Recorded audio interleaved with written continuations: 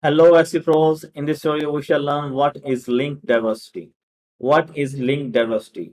Link diversity is a strategy of obtaining inbound links from different kind of pages. For example, directories, articles, news links, guest posts, etc. Link diversity also means obtaining links from a variety of domain extensions such as .edu, .com, .net, and so on. Link diversity also applies in do follow and no follow ratio.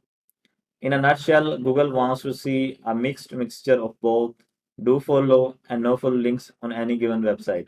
Too many of one the other will look unnatural and could result in getting your website flagged and penalized. In order to assess links, Google uses page ranks that calculate link points or Google views. In order to assess links, Google uses page rank that calculates link points or Google views.